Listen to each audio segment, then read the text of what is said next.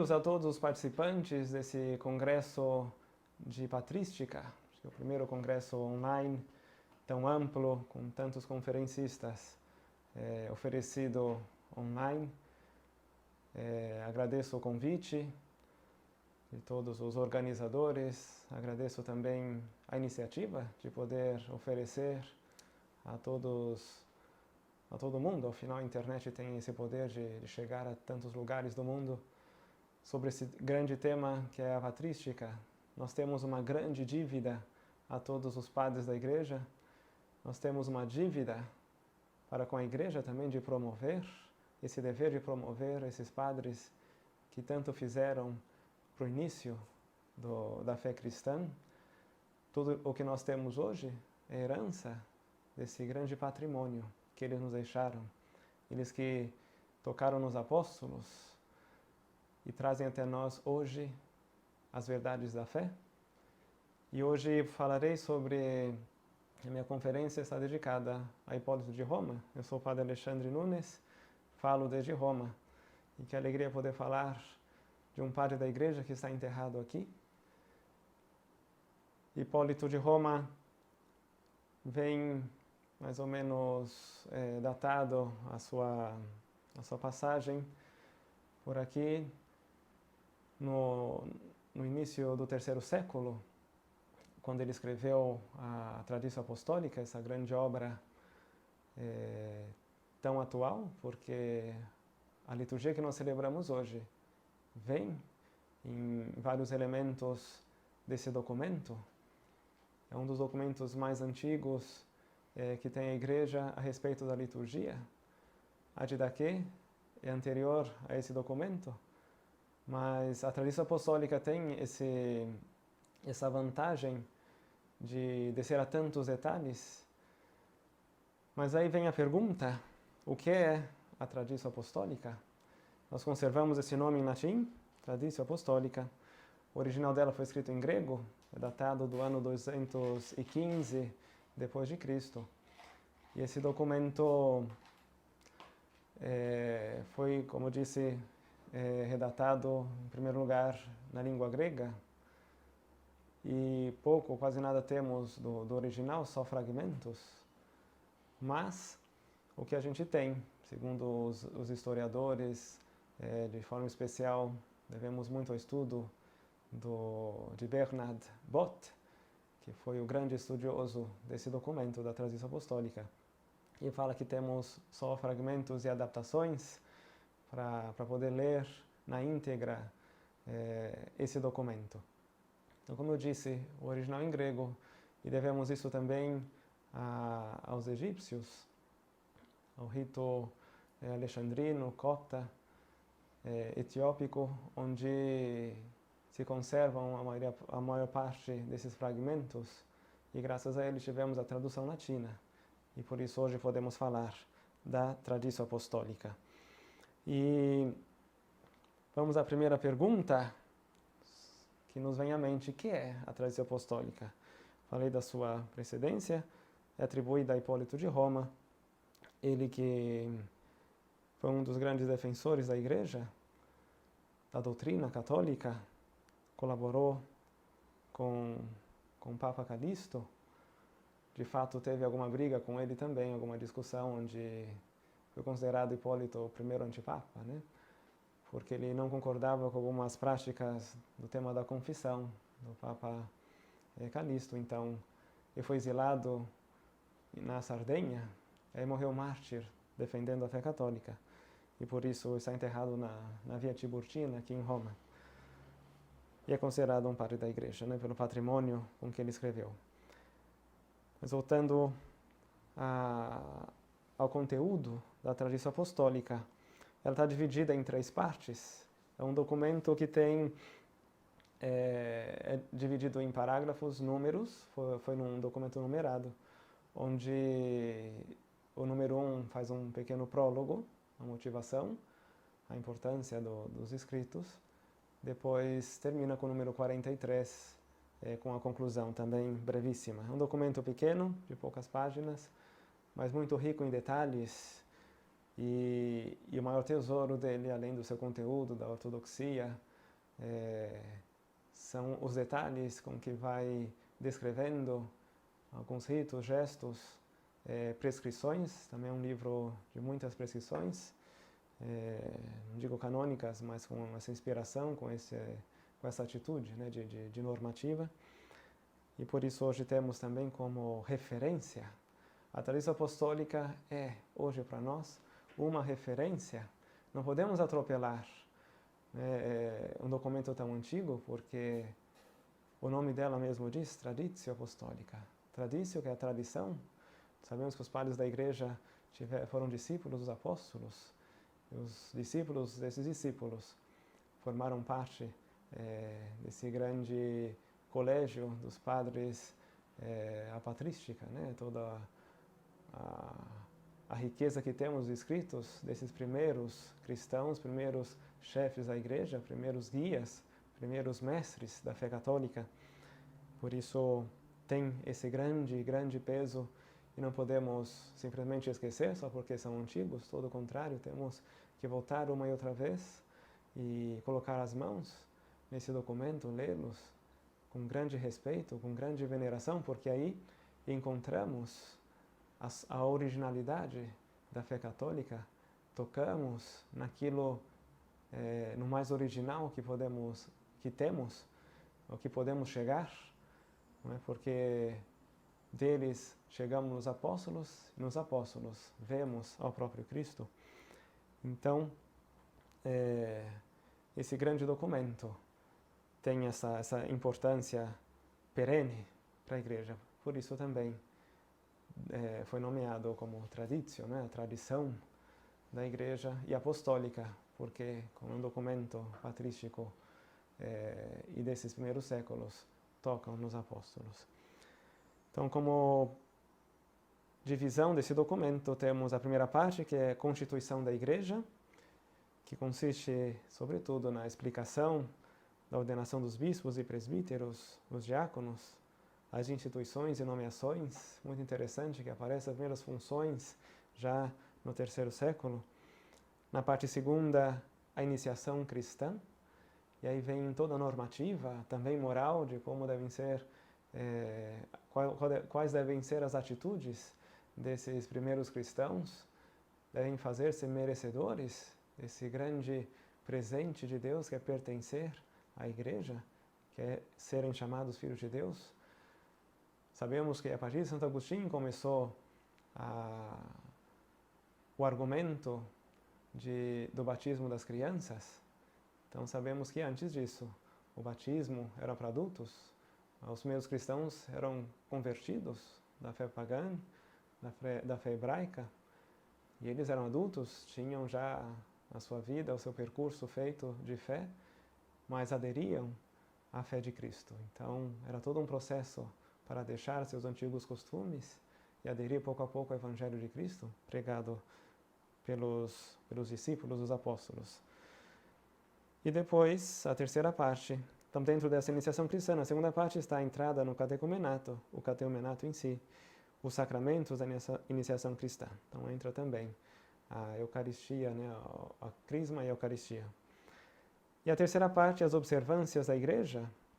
Aqui entram outras inumeráveis prescrições, a comunhão e o jejum, o ágape, o jejum da Páscoa, a oração, também como fala da oração e termina com uma grande oração simples e profundamente importante, riquíssima, que é o sinal da cruz, o que significa para o cristão o sinal da cruz. Então, todas as vezes que nós fazemos o sinal da cruz, quando vemos na liturgia o sinal da cruz, chegamos nessas prescrições aqui, esse primeiro documento escrito falando sobre esse tema, já no ano 215 depois de Cristo. Então vamos para essa primeira parte, a constituição da Igreja. E quando falamos de constituição da Igreja, o que significa? Ou seja, a Igreja como é estruturada, né, constituída. E a Igreja, junto com a liturgia, também é hierárquica. Então começa falando dos seus chefes supremos, que nesse momento era, e até hoje, né, os bispos.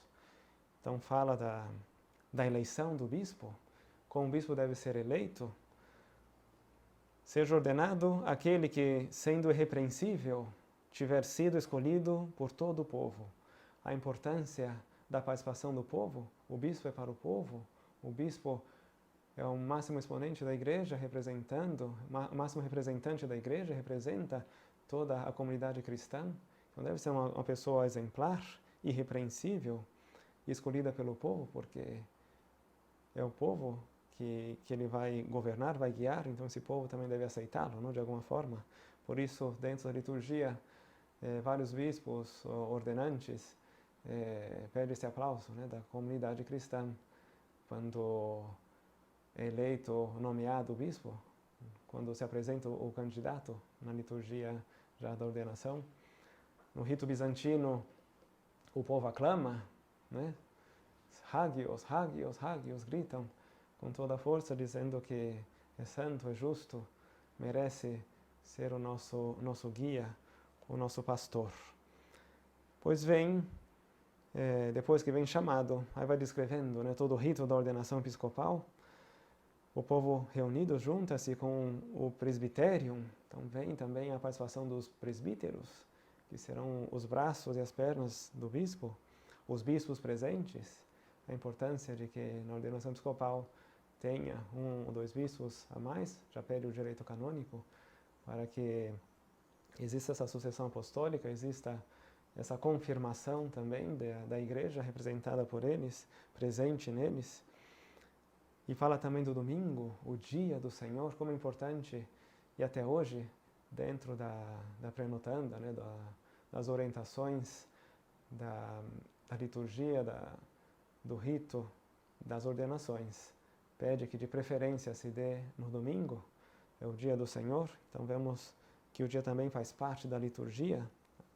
Sabemos que na liturgia também há horário importante, aqui já não descreve, mas as vigílias, né, vigília da Páscoa, a vigília da Ceia do Senhor, o horário também participa da liturgia.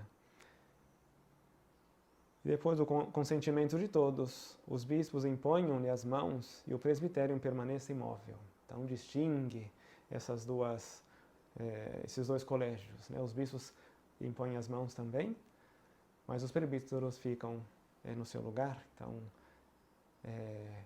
a imposição das mãos pelo mesmo colégio, a fraternidade episcopal nesse caso, esse emitir também, né, esse envio, esse poder que eles receberam, que eles também estão dando de alguma forma, impondo as mãos sobre o ordenando. Mantenham-se todos em silêncio, orando em seu coração para que desça o Espírito, né, sabemos o Espírito Santo. Que interessante o tema do silêncio. Muitas ordenações vemos que, por distração ou algum outro motivo, não se faz o silêncio durante a imposição das mãos, se toca algum instrumento, ou órgão, ou algum canto. Se são numerosos os ordenandos, geralmente não no caso dos bispos, né? No caso dos diáconos, sacerdotes, para que se preencha o tempo, se canta, se toca alguma coisa, mas já no ano 215, mais ou menos datado, nessa época se pedia esse silêncio. Então esse silêncio que a igreja pede hoje, esse silêncio se remete a esse documento, a tradição apostólica. É um silêncio não passivo, é um silêncio ativo, onde estamos rezando para que o Espírito Santo baixe, desça sobre esse candidato, para que transforme a sua vida, para que o ajude no seu ministério episcopal, nesse caso, depois do ministério presbiteral e diaconal. É o silêncio onde atua o Espírito Santo. Então é um momento sagrado, é um momento de reservar esse silêncio. Impondo a mão sobre aquele que é feito bispo, ore dizendo. Aí tem toda a oração consagratória, a parte principal, né?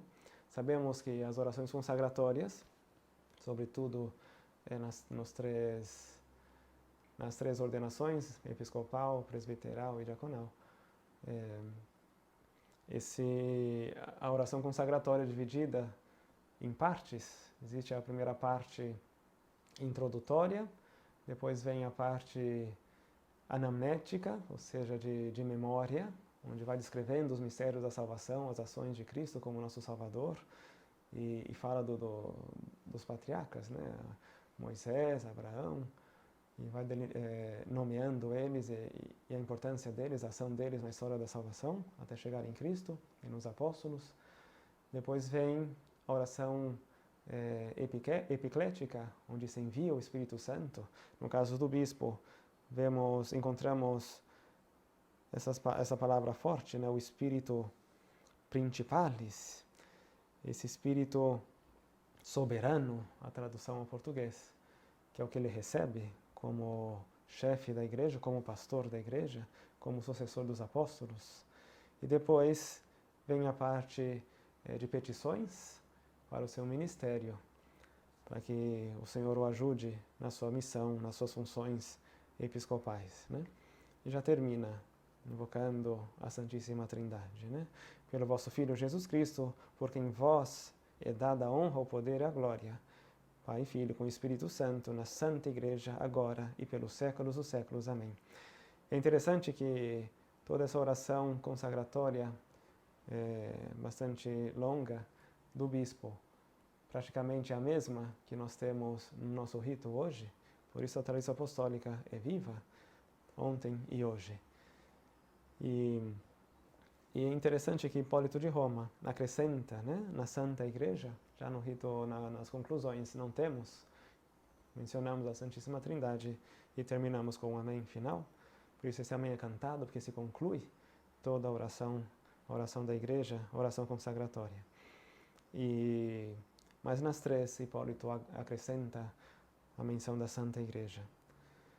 Logo depois vem a celebração da Eucaristia dentro da ordenação episcopal, fala da oblação. Logo que tenha sido feito bispo, ofereçam-lhe todos o ósculo da paz, saudando-o por se ter tornado digno.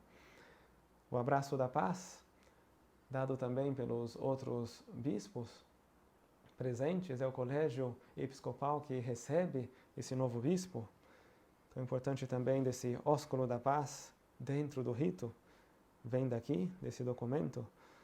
Os diáconos presentem-lhe a oblação, aí começa o ofertório, né? E vemos aqui que, mais para frente, vemos que essa oblação não era só do pão e do vinho, também se davam outras oferendas, né? O óleo que ele era consagrado, o óleo que se remete à unção dos reis, a unção que é Cristo, né? Cristo é o ungido. Depois, mais adiante vamos falar sobre essas oferendas, né?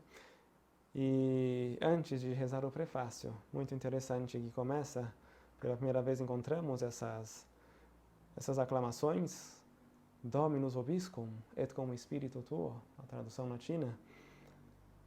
E vemos como é importante o que significa isso, o Senhor esteja convosco. A resposta que nós temos, tristemente, é estar no meio de nós, mas o latim é bem claro, né? Não é tão longe do português. E com o teu espírito, esse êxitos e réditos, né, do latim, essa saída e esse retorno, o Senhor esteja convosco e com o teu espírito, ou seja, é a igreja, né, o que fala, né, e os que respondem se unem, né, são juntos nessa oração da igreja. Corações ao alto, já os elevamos ao Senhor, aqui diz essa tradução. Nosso coração está em Deus, falamos em português. Demos graças ao Senhor, é digno e justo. Digno e justo est. E continua o prefácio, né? Esse prefácio que vemos aqui, já no número 4 da tradição apostólica, é praticamente o prefácio e também parte da anáfora número 2, por isso dizem que é a mais antiga, né? Depois os estudiosos já encontraram uma anáfora em Barcelona, que é mais antiga ainda de que essa que é atribuída a Hipólito de Roma, mas por enquanto, ao menos, tem essa fama de que é a mais antiga, a anáfora, a oração eucarística 2, e ela vem encontrada em vários elementos, aqui no número 4 da tradição apostólica. E se lemos e tudo, já com calma, não tem tempo aqui para poder analisar e comparar, mas na sua grande maioria vem desses fragmentos da tradição apostólica e encontramos facilmente aqui, né? E nós perguntamos por que Trento não colocou dentro junto com o cânon romano, oração eucarística 2, dado que vem da tradição apostólica, dado que seria naquele momento, ou até muito pouco considerada mais antiga, porque esses estudos chegaram a serem conhecidos realmente em 1551, então naquela época o Concílio de Trento não tinha acesso a esses manuscritos, a esses pergaminhos, essas adaptações feitas, né, para poder ler todo o documento, todos esses fragmentos.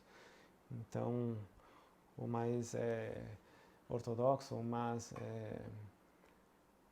o que eles tinham à mão realmente era para o rito romano, o cânon romano e tudo o que significa, né? Quando cita os primeiros mártires de Roma, que maravilha poder rezar a oração eucarística primeira, onde tem igrejas construídas, né, onde guardam as tumbas desses santos aqui em Roma, e por isso em todo o mundo que era celebrada a Santa Missa se remetia ao centro do catolicismo, que é Roma. Logo depois da anáfora, do prefácio e tudo isso, onde também tem as palavras consagratórias, né? Tomai e comei, isso é o meu corpo, que será destruído, né?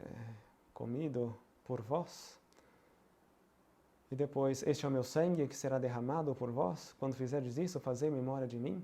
Então já vemos como está delineado e como é bíblico, né? Todo o texto da tradição apostólica, ao menos esse ritual, esse litúrgico, é riquíssimo porque tem a sua base e é construído sobre a Sagrada Escritura e sobre a fé que eles tinham naquele momento, né?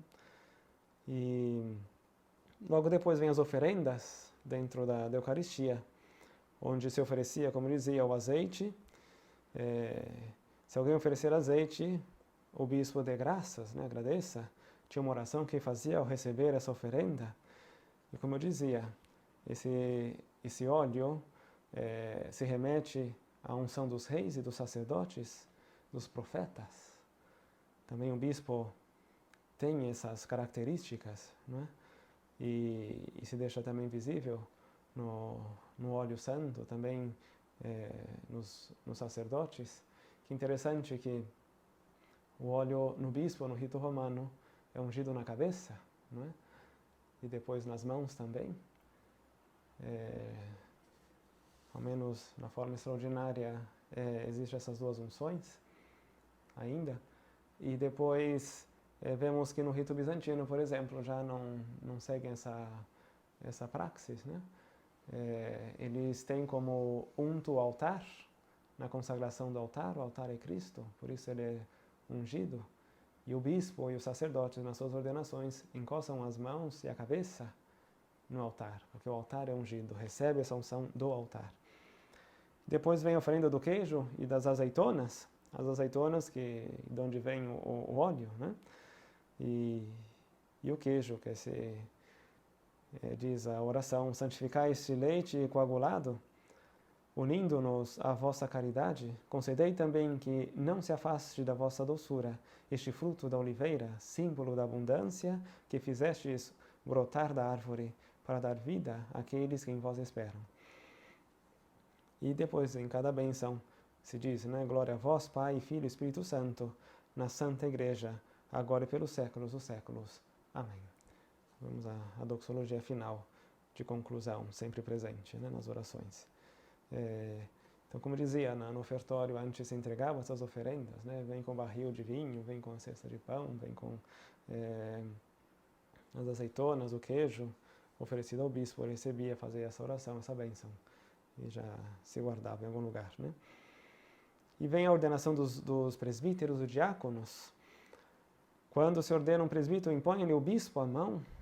A importância da imposição das mãos, essa constante, que vem já desde do Antigo Testamento, presente no Novo Testamento, e como tradição.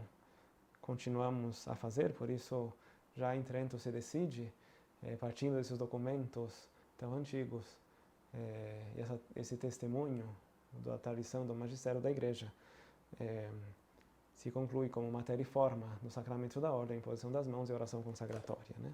E vemos aqui muito bem explícito e dado a sua importância, né? Sobre a cabeça do ordenando, e toquem igualmente os presbíteros presentes, e exprima-se de modo como acima ficou dito, né? Já na ordenação do bispo, a propósito da ordenação, que já mencionamos.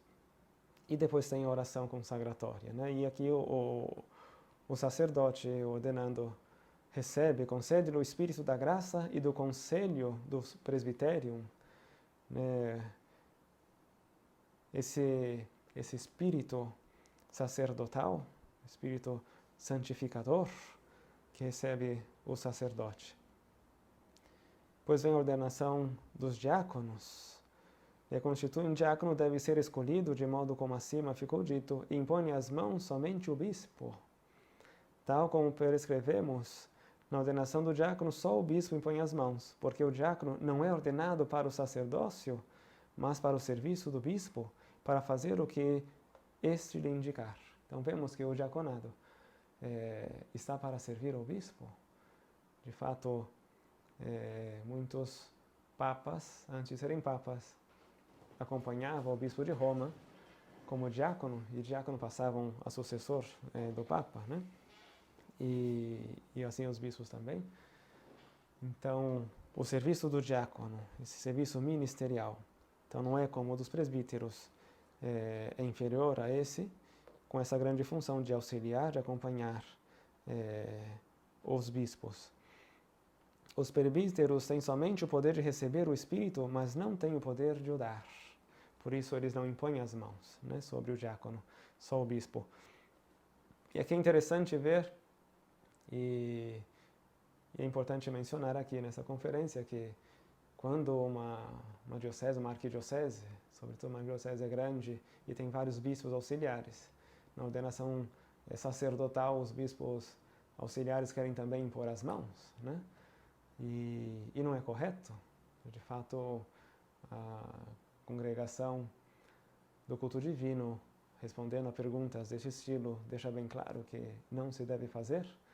Só o bispo, que é a autoridade, que é o bispo, os auxiliares são para auxiliar a ele, além de serem bispos, não tem essa jurisdição. A jurisdição tem o bispo, né? O cardeal, no caso, de uma grande arquidiocese, onde o arcebispo é cardeal também. Então, o arcebispo é ele que tem a jurisdição, e todos são delegados dele, né? Para fazer várias coisas. Também a ordenação, ele tem que dar a permissão, a autorização dele, para que outros façam na sua diocese. Então, é ele que confere ao ordenando a ordenação, a imposição das mãos. E então os bispos auxiliares não deveriam, só faz isso, como diz a Tradição Apostólica, na ordenação episcopal. Então os bispos auxiliares devem abnegar-se, né? Oferecer a Deus Senhor esse sacrifício e ficar no cantinho deles, e deixar que o colégio presbiteral, que estão acolhendo, né, e transmitindo também o que eles têm, que é o sacerdócio, aos novos sacerdotes. Por isso eles sim são chamados a fazerem esse gesto depois da imposição das mãos do bispo. E sobre o diácono diga assim: Deus, que criastes todas as coisas e as ordenastes pelo verbo, Pai de nosso Senhor Jesus Cristo, que enviastes para servir segundo a vossa vontade e nos manifestar o vosso desígnio, concedeu o espírito de graça e de solicitude a esse vosso servo.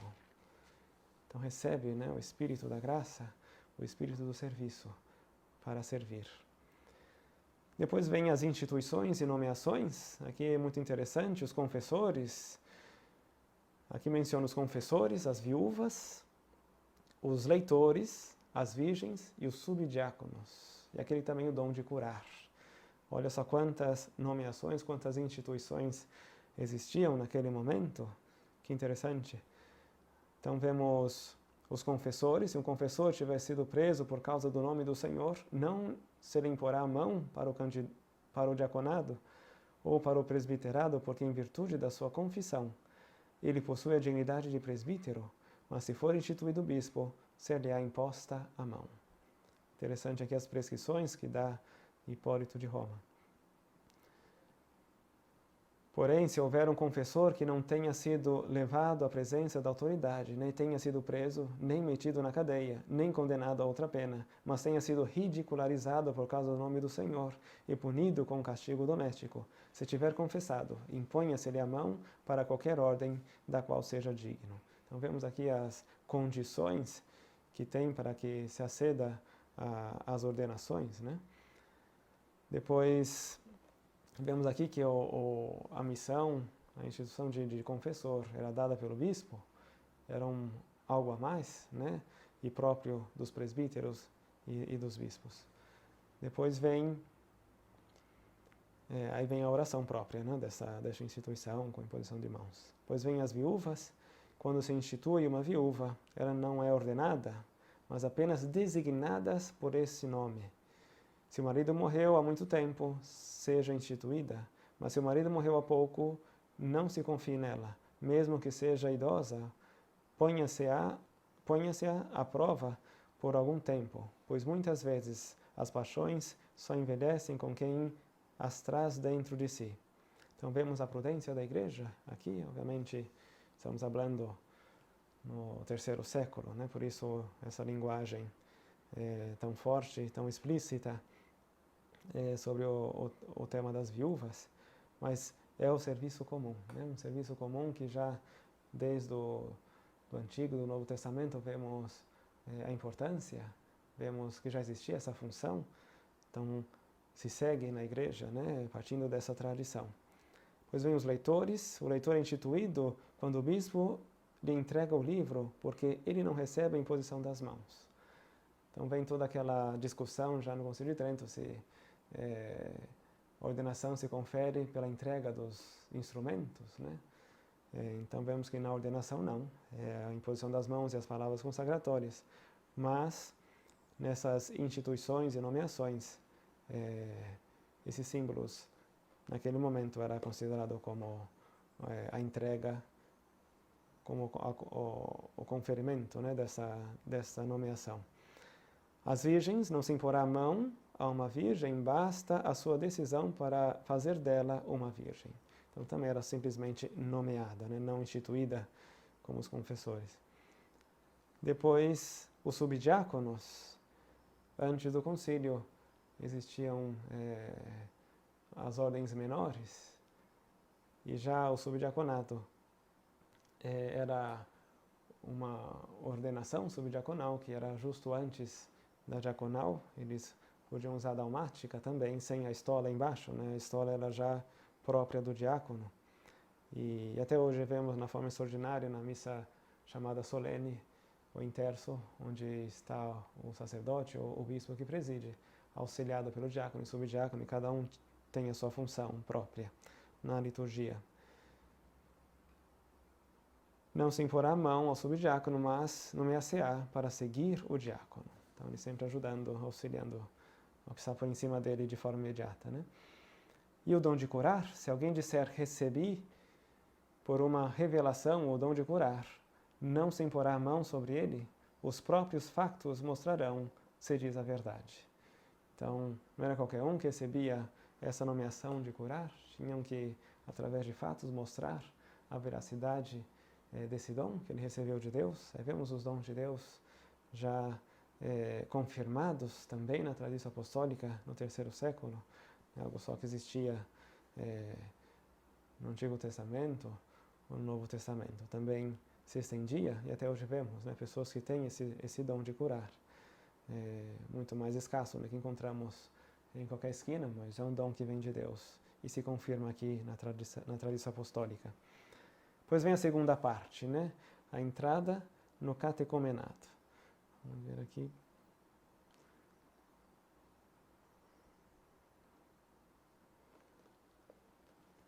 Essa segunda parte vem os que se aproximam da fé. Então vemos como os que são trazidos pela primeira vez para ouvir a palavra sejam primeiramente levados à presença dos doutores. Antes de o povo chegar, pergunte-lhes o motivo pelo qual se aproximam da fé. Por isso, dentro do rito também temos o que quereis, o batismo, né? O que pedis à Santa Igreja, o batismo de entrar, de fazer parte dos filhos de Deus. Pois vem os trabalhos e as profissões, em que iniciar também a respeito dos trabalhos e profissões daqueles que se apresentam para ser instruídos. Se alguém mantiver uma casa, aí vai colocando vários aspectos morais em que não se deve ser admitido, né? Ou ao menos deve fazer um processo de conversão. Os que tinham casa de prostituição, cesse ou seja recusado. Se alguém é escultor ou pintor, seja ensinado a não fazer ídolos. Se alguém é ator ou faz apresentações de teatro, cesse ou seja recusado. Então vemos que naquela época esses tipos de atividades eram moralmente alheias, né? A reta moral. Então eles eram recusados, ou tinham que fazer um grande processo de purificação, de penitência, antes de entrar, receber o título de catecúmeno e preparar-se para receber o batismo. Então, os candidatos, né? Por isso, esse nome candidato vem de cândido branco, que tem que estar de forma limpa, né? Transparente, para aceder aos sacramentos. Pois vem o catecumenato em si, a duração da instrução após o exame dos trabalhos e profissões. Os catecúmenos ouvirão a palavra durante 3 anos. 3 anos de preparação. Contudo, se algum deles for zeloso e se aplicar com empenho, não se julgará o tempo, mas apenas a sua conduta. Então, podia ser reduzido também. Aí vem as prescrições próprias para a imediata recepção dos sacramentos, né? A oração dos que recebem instrução. Interessante que até hoje se pode fazer quando já começam a participar, né, pouco a pouco, da Eucaristia e no momento do ofertório, que já é para aproximar-se da mesa da comunhão. Era convidado a retirar-se os que ainda não tinham recebido o batismo, né? Hoje para nós é assustador isso, mas tem esse processo, né, de pouco a pouco aderindo à fé, recebendo as catequeses, para depois, consciente daquilo que está celebrando, poder participar e celebrar juntos e comungar do mesmo pão, comungar da mesma fé. Os que vão receber o batismo, ao escolherem-se os que vão receber o batismo, examinem-se a sua vida. Viveram honestamente quando eram catecúmenos? Aí tem várias perguntas, né, que Hipólito de Roma vai colocando. Recorde-se aos que vão ser batizados que devam tomar banho e lavar-se na quinta-feira.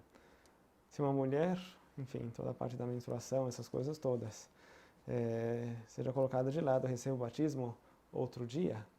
A importância dessa purificação, todos os preceitos, as prescrições de purificação para receber, assim, o sacramento do batismo, né? De fato, é conveniente que aquele que se tornou digno ofereça a oblação nesse momento, né? No momento, depois de ter recebido todo a catequese, recebido a purificação, de recebido o exorcismo, né? Que sopra eles no rosto, por isso até hoje, na forma extraordinária, tem esse sopro que se faz no sacramento do batismo. Fazer o sinal da cruz, também na fronte, nas narinas, etc., né? Onde se respira o ar, os espíritos, né? O espírito quer dizer ar, hálito, vento. Pois vem os sacramentos da iniciação cristã. A tradição do santo batismo, ao cantar do galo, o tema do horário, reza-se primeiro sobre a água quer que se trate da água que corre na fronte ou que corre do alto. Assim deve-se fazer-se, exceto em caso de necessidade. Em caso de necessidade permanente e urgente, utilize a água que se encontrar. Né? Então, não é que por falta de água corrente vai deixar de receber o batismo. Aí vai falando, né, como o bispo deve celebrar esse batismo, deve dar graças sobre o óleo, que será também ungida a pessoa, né, que recebeu o batismo, óleo de ação de graças, assim chamado, o óleo que se exorcizará, também chamado óleo de exorcismo. Aí vem o diácono também com a sua função de tomar o óleo, de colocá-lo à esquerda do sacerdote, de dar ação de graças, né, também, junto com o presbítero, etc. Aí vai colocando todas as prescrições e também o tema do credo, de renovar a sua fé, em que aparecem as primeiras afirmações do credo que nós temos, né? Credes em Jesus Cristo, Filho de Deus, que nasceu da Virgem Maria pelo Espírito Santo, foi crucificado sob Pôncio Pilatos, morreu, ressuscitou, etc. Né? Creio e assim será batizado por uma terceira vez. Então vemos como Hipólito vai descrevendo exatamente como se deve fazer os atos, as ações próprias, rituais do batismo. Né? Então vários elementos temos até hoje, outros são assumidos por outros ritos, né? Alguns aspectos que não temos no nosso, por tradição. Né? Também, obviamente, não é que a tradição apostólica foi impressa como edição típica dos sacramentais. Né? Então cada região ia fazendo o seu e criando a sua própria tradição litúrgica. Né? Conforme a igreja foi se expandindo, vemos que nos séculos sucessivos a igreja vai tendo cada vez mais uma grande expansão e por isso também adaptações litúrgicas, rituais.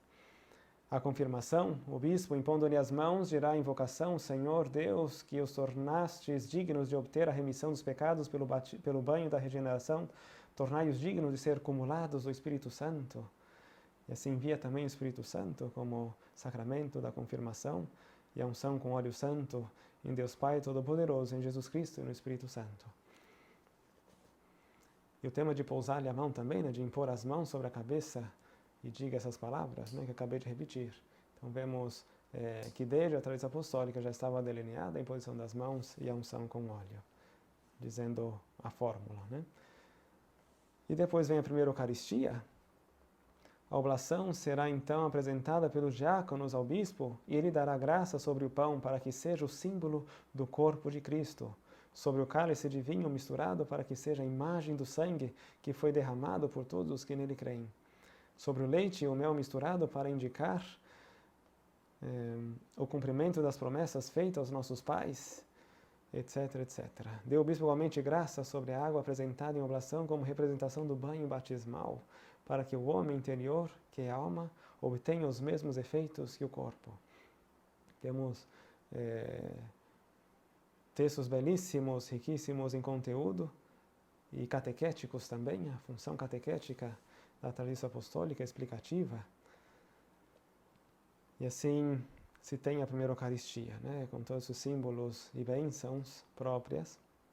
Afinal, era a recepção do sacramento, né, mais do que rito, são descrições daquilo que a pessoa está recebendo.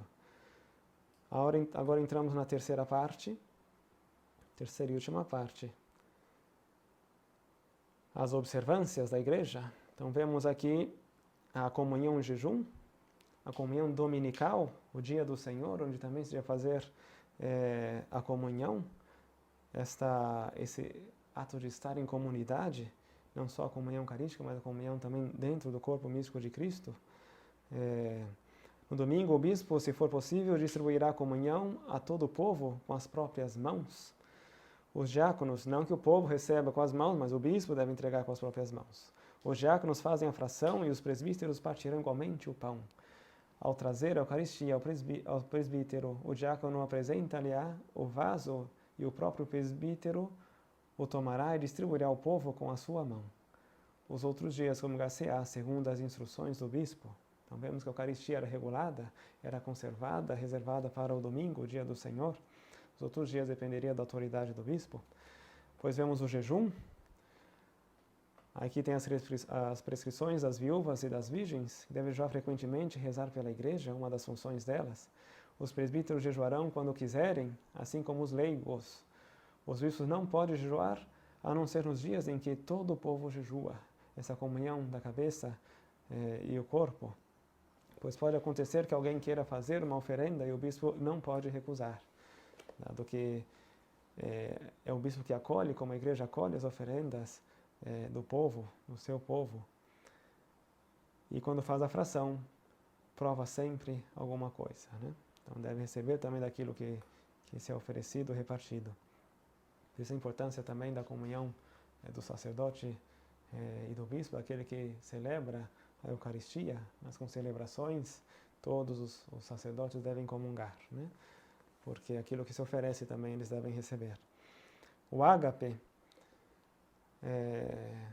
primeiro vem como as dádivas aos doentes. O diácono, em caso de necessidade, dará com solicitude o sim aos enfermos. Então vemos que esse serviço diaconal deve estender-se, não só aos que estão aí, mas aqueles também que não podem aproximar-se.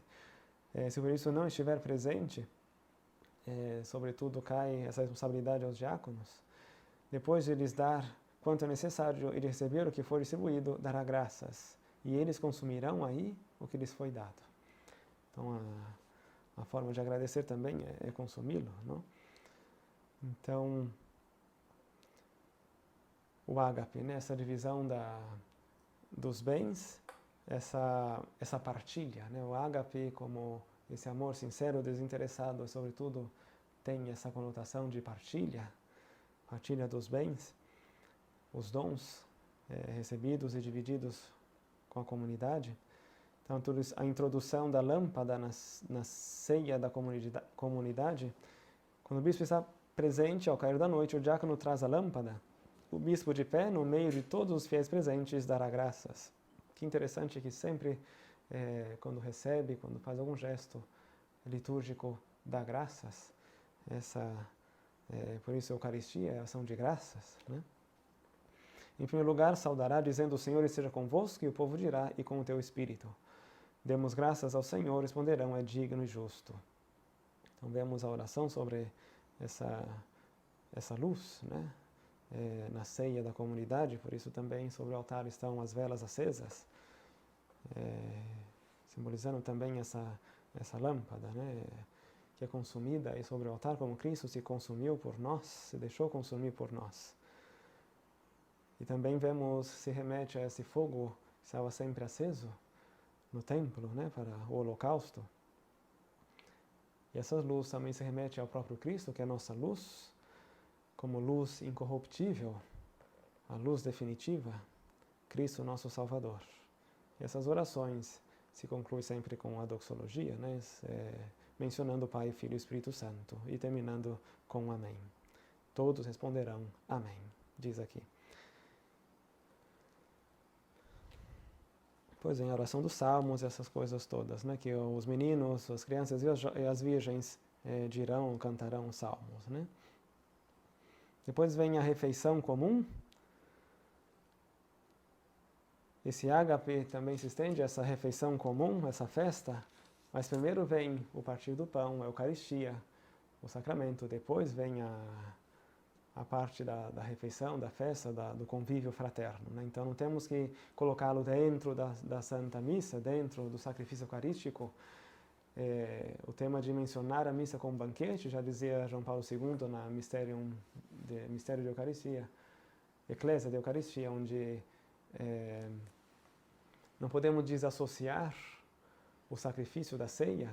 Então, fazer de toda a celebração eucarística esse ágape, onde todos dançamos em volta do altar, e tudo isso não é correto. O altar é Calvário, o altar é cruz, o altar se remete ao primeiro altar, que foi a cruz de Cristo. O ágape é a festa, o banquete, o convívio fraterno, e toda a festa vem depois, já mencionado aqui na tradição apostólica.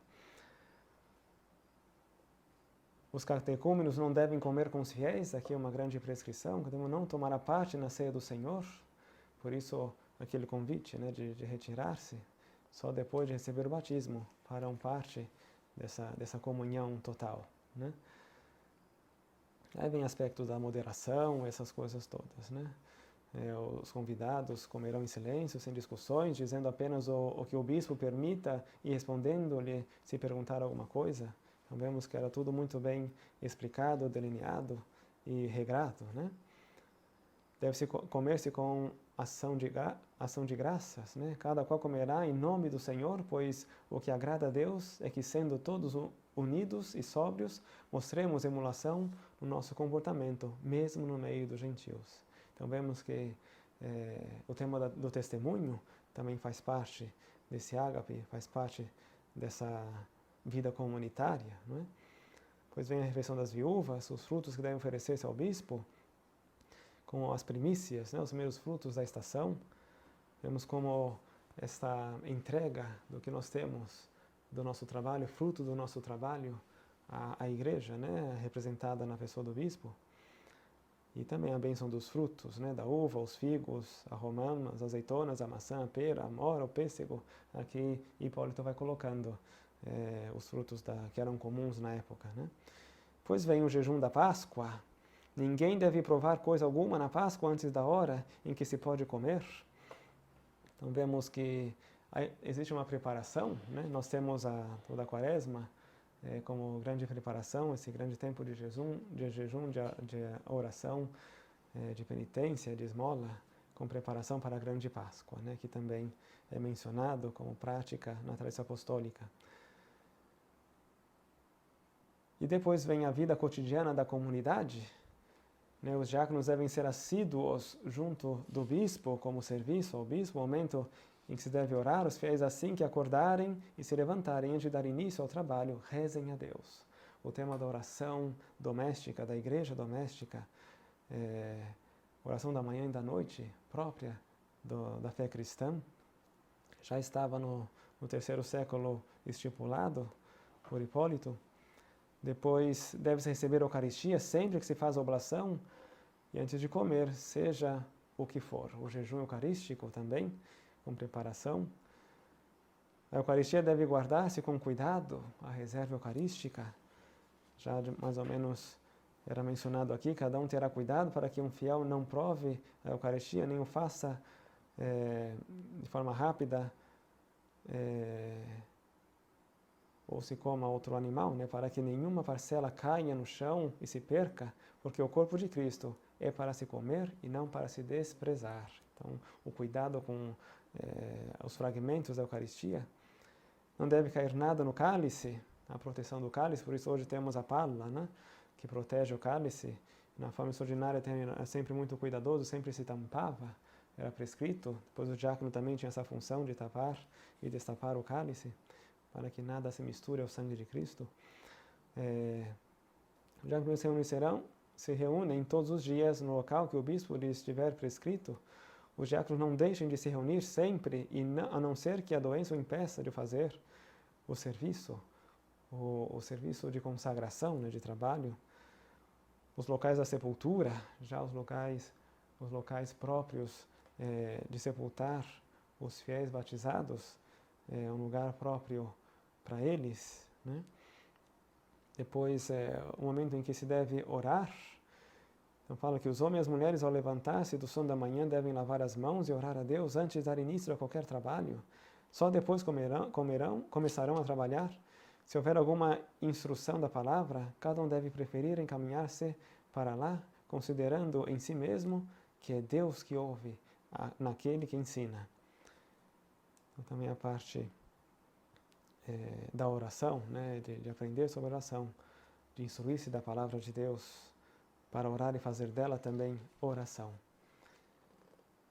E já, depois de todas as orações que vai mencionando, nos horários, né, rezar em casa, a hora terceira, para louvar a Deus, a hora sexta, quando Cristo foi pregado no madeiro da cruz,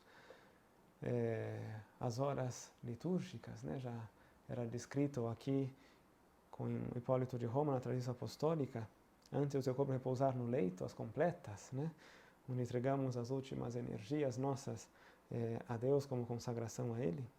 E depois vem, já ao final, Ao cantar do galo, levantar-se a reza do mesmo modo, pois nessa hora, ao cantar do galo, os filhos de Israel negaram a Cristo, como tudo vai remetido ao Novo Testamento. Essa sequência, por isso, tradição apostólica, essa tradição que vem desde da nossa história, desde as raízes, desde Cristo, na sua vida aqui na Terra, até hoje, na nossa vida de oração. Depois vem o sinal da cruz. Se fores sentado, faz piedosamente o sinal da cruz na fronte, pois esse é o sinal da paixão, conhecido, experimentado contra o diabo, desde que o faças com fé, não para ser visto pelos homens, mas usando-o com destreza, como um escudo. Então, vemos a importância do sinal da cruz. E como dói o diabo, aí falam os exorcistas, né, como odeia que nós façamos o sinal da cruz, e o poder que esse sinal da cruz tem de exorcizar, de afastar todo o mal. E já vem o último número como conclusão. Se essas coisas forem recebidas com gratidão e fé ortodoxa, proporcionarão à Igreja a edificação e aos que creem a vida eterna. Então vemos que tudo isso, todas as prescrições, todas essas indicações, todas as orações, também rituais, essas prescrições rituais que Hipólito vai descrevendo com tanto detalhe, com tanta precisão, com tanto cuidado, é justamente para buscarmos a salvação. Então concluo aqui a minha conferência, esperando que tenhamos podido ter alguma aproximação a esse grande documento, um dos principais documentos e mais antigos da nossa fé, da fé católica, é próprio nosso, esse documento, onde hoje muitas das coisas que nós fazemos se remete ao segundo século, aos padres da Igreja, a Hipólito de Roma. Então, desde Roma também mando meu forte abraço, meu agradecimento à iniciativa e desejo que possam desfrutar das outras conferências, desses grandes conferencistas, que nos explicarão vários aspectos e vários autores dos padres da Igreja. Um abraço, até logo.